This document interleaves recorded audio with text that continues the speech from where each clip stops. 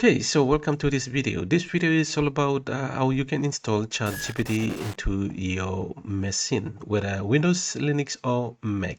Currently, ChatGPT is free at the moment because it's still in a research space, but as of February 1, there is also a ChatGPT Pro plan and also ChatGPT Plus, which is about $20 per month. So let's see how we can install it into our Windows PC or Mac or Linux. So first of all, come to this Windows Club website here. The link is in the description.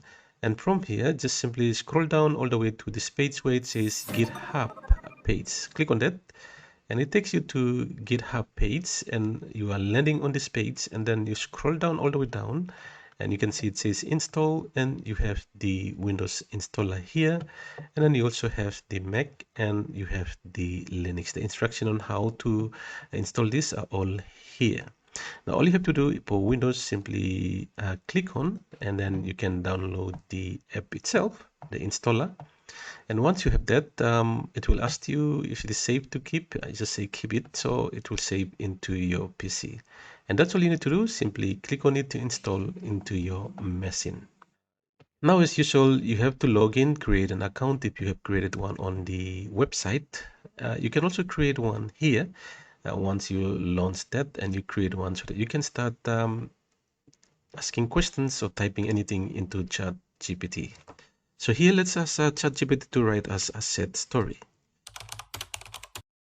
So we're asking ChatGPT to write us a short story, and here it says, she waited eagerly for his call, but the phone remained silent.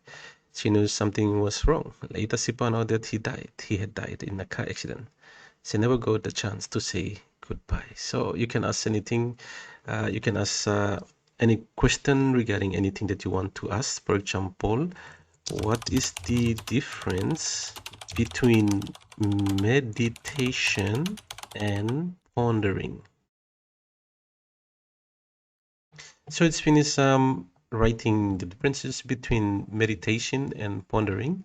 So here, meditation and pondering are both mental processes that involve focusing little, but there are some key difference between the two. Pondering, on the other hand, is active, more active form of thinking. So you can see, you can ask any different thing, and it will ask, write you the or give you the correct answer there.